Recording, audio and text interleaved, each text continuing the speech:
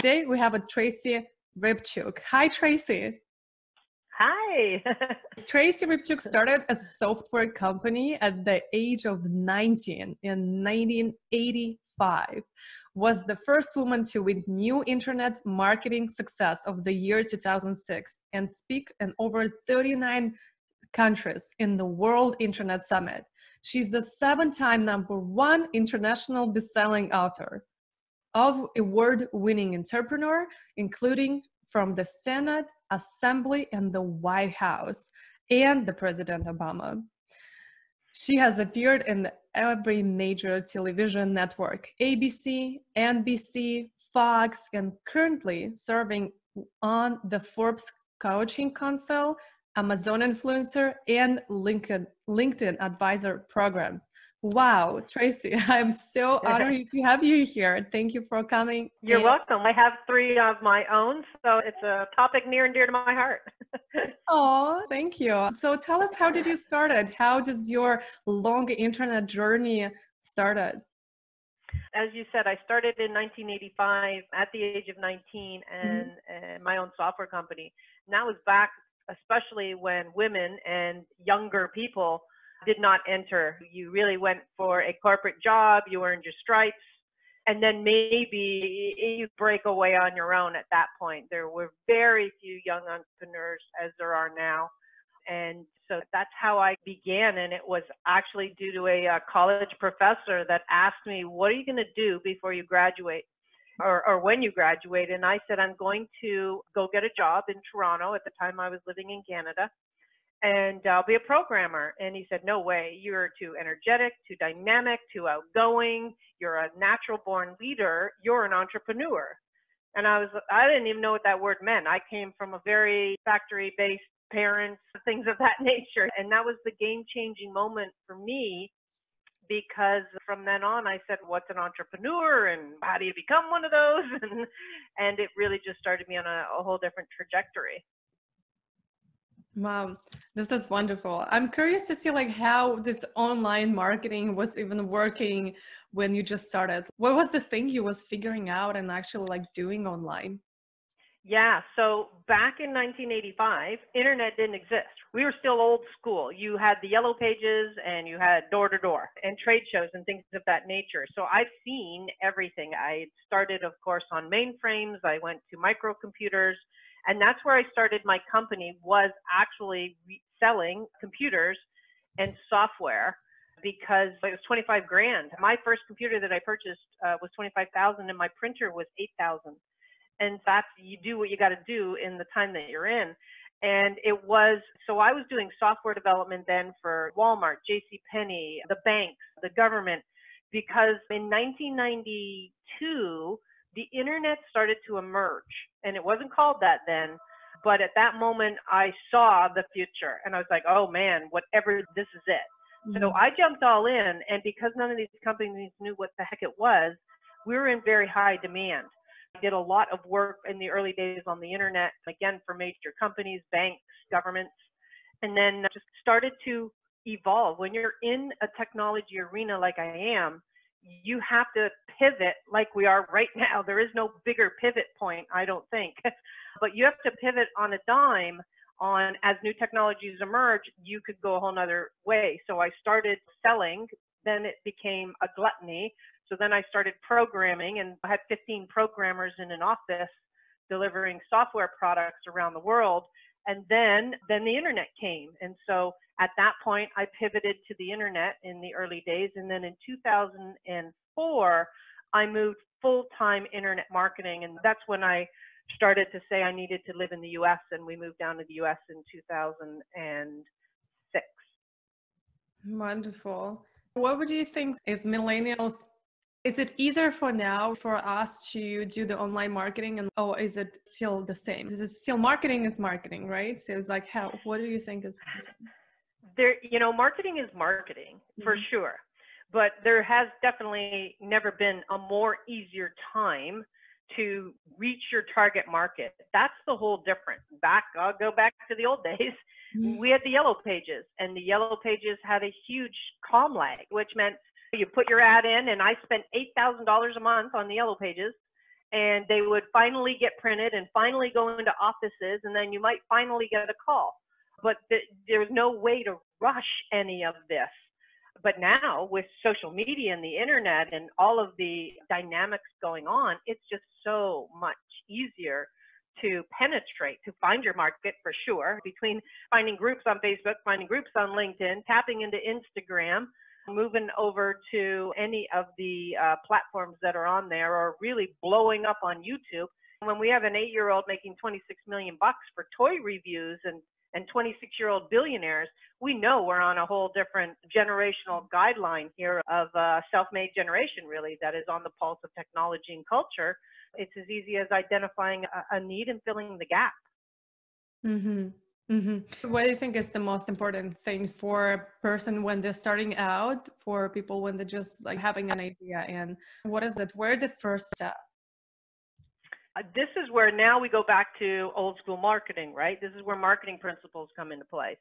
I think the very first step that people need to take and look at is, who's your target market? Who do you plan on selling that service, skill, or thing that you have to? And then because of the internet and the fact that there's 5 billion people on it, it's now easy to find, great, there's my target market, there's where they located. Let's say my market's on Instagram. Now I know, and then you can start producing content that they want to consume, and then that's how you're going to attract them. But when you bypass that step and you're just throwing out content, or you're speaking generically, I have so many clients, for example, that are like, oh, I can serve everybody. Yeah, but you can't talk to a millennial the same way you talk to somebody 45 years old and up. The pain points are different, the colors are different, the moods are different, the languaging is different, everything's different. And so all of your content has to skew towards a target market. So that's definitely the first step. Mm-hmm. Mm-hmm. Wonderful. So first we get to understand where it is, and then we understand now who we serve, and then understand where it is, and then we speak directly to them on the platform. Yeah, on the platform, and then you build your content. And then, of course, if you're going to be building landing pages for list building and a website to brand position you, then all of that, all your social media platforms plus that now have to align, and that's branding. Mm-hmm. Yes, we have like a couple branding experts on the show, and we'll definitely circle them back. And this is all, that's why it's just, I love to interview. You're just so great on marketing and online business. And there's so many things are moving together, and it's the symphony between branding, right? You said website, the list building, the target market, and all this stuff. And you teach social media. Let's touch up on this. What is the strategy that you teach? What is a major strategy that you teach on social media? I think one of the things I teach is, most importantly, is it is a mandatory business practice. It's the artery to lead generation, to client and prospect engagement, and really brand development. And so the key here is to know which social media platform you use. What purpose and goal how are you establishing for that social media platform? And that way you aren't finding yourself wasting all this time or throwing spaghetti on the wall hoping something sticks. And so once you understand where you should be, at that point, then we start strategy around education, enlightenment, lead generation, and ultimately sales, because that's part and parcel of what we're trying to do here. Leverage social media to move them into our list to, of course, create know and trust scenarios so that you can convert them to a customer or client. Mm-hmm. So would you give us a few strategies on like, how do you do this on social media? Let's say Facebook. Like, how do we go with the Facebook? Yeah. So one of the things in particular right now, there's two strategies major for Facebook. The first one is to build a group, right? You need to be the leader of and corral like-minded people that are interested in what it is that you're doing, and the group is a natural place to congregate there. The other one, of course, for Facebook is to do Facebook Lives. Never have they been more important, primarily because we can't get out, right now we're in the stay-at-home section of our lives, and Facebook Live is our way of connecting and ensuring our followers, our prospects, and clients understand we care, we're there for them, here's the technology I'm teaching you. I've literally done 18 Facebook Lives that were probably anywhere from 30 minutes to 2 hours over the last 4 weeks, just delivering content so that people have an understanding about, what do I do now? The rug has been pulled out from everybody. What do we do? And same for the millennial generation, anyone that was, whether it be in a job position or needs to make their money and wasn't making their money online. I started just really talking about how to create an online course guaranteed to sell. That's one of my major skill sets, is how to take the knowledge that you have here and put it online. And it's the fastest route to the cash right now. Wow. So how do you create a course? Okay, so where do you start for creating the course is back to knowing that target market. And then you have to create an irresistible offer that target market can't resist. And there's all that we do. I literally have my clients, we create that irresistible offer and then they sell it. They don't build, where there's no sense building and investing into an idea that doesn't convert. We need to pilot, and the social media platforms allow us to pilot without building. And so as soon as you have 10 people say yes to your idea and pay you for it, then you've got the perfect course to deliver. And at that point, it just comes down to leveraging Zoom and membership technology to deliver it. Yeah, Zoom, it's now, we're filming it during the virus, and everybody knows that Zoom is just blew up, and the Skype, I think, was before the thing for us. Now it's a Zoom. What other technologies that could help us? Interesting about Zoom, I'm on a platform, or I'm on an organization right now that's just about to launch. And we've been building this for many months. And as part of our membership, they're going to get a Zoom account. And we had to pull that on hold and almost shift the launch, because Zoom went from 50,000, or was it 50,000 accounts to 200,000 in 3 weeks. Wow. So they couldn't keep up with the delivery of, or the side that a company that I'm a part of was coming up with. It's interesting, like Zoom, of course, will never see growth like this. And now Zoom, of course, has become a standard in the industry. And so as a result of that, everybody needs to learn that technology. And I've been using Zoom probably from the day they launched. I can't even remember how long ago. When was that? I don't know. I want to say almost, I feel like it's been about 7 years. Wow. And that's because prior to that, I was on a platform called GoToWebinar, which was horrible, but it didn't matter. It's all we had. And you paid the price of that for a horrible platform. But so to do an online course, it's quite simple, but it all pivots on that offer. And if that offer is not right, then you don't need the rest of the technology, but you will need Zoom. You will need the ability to email in the beginning, which we all have, but later I'd integrate it to an autoresponder system so that we can then move it to make money while you sleep. We want to constantly systemize, streamline so you can scale. And so that's the entire process. Once we get it built and online through hosting it in a membership platform using WordPress, at that point, it's more growth on a systemize and streamline. And then you can open the floodgates for attracting more customers, whether you do that organically through Facebook Lives or you start to turn on Facebook ads or Instagram ads, depending on where your target market is. Yeah. We have Jesse Dublick. I don't know if you probably know him. We launching, and it's Influencersoft, and it's like platform where you can actually have it all inside like funnel and the campaign. It's automated.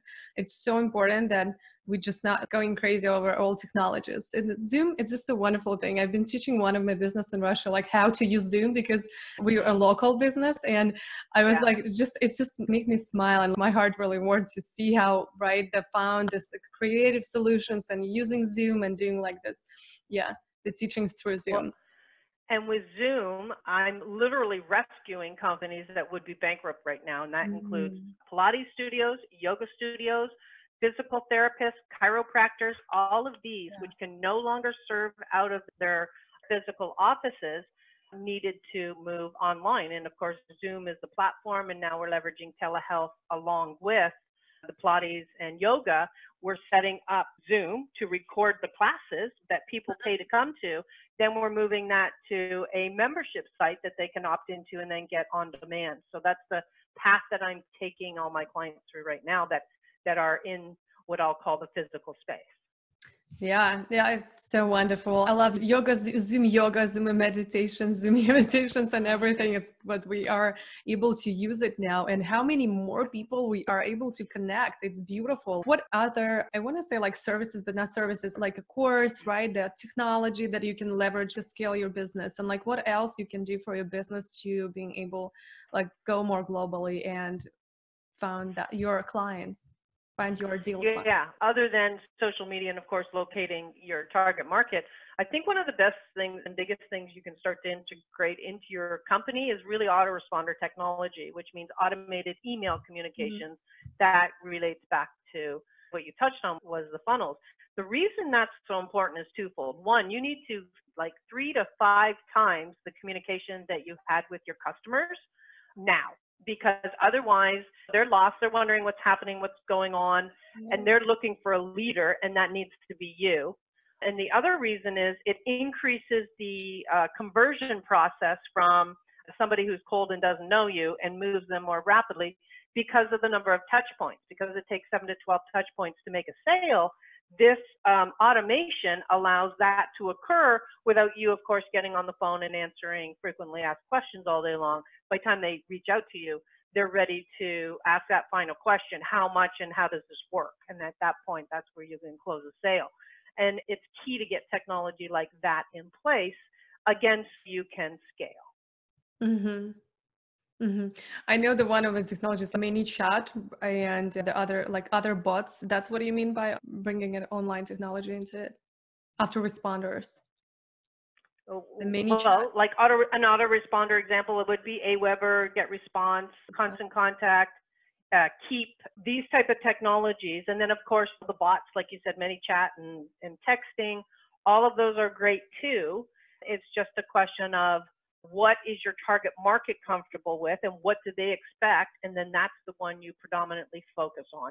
But still, email has the highest return on investment as far as conversions are concerned, despite, yeah, we got all of these other technologies, but email is still the prominent converter. Yeah, I think it's in America, a lot of people are just get used to using email and just keep still doing a business through email. Like in Russia, for example, there's like all businesses now doing it's Instagram. Like they're leveraged Instagram like crazy. But here it's different. So it's also good to know like the market and where you at. And the thing with Instagram though, the thing you have to have with Instagram, of course, first is the low-end product then, or low-end product service. Yeah. If you're someone who's got the $5,000, the $10,000, and $25,000 offer, Instagram is a hard convert, right? Everyone's buying the $20 or the $30 or the $97 item.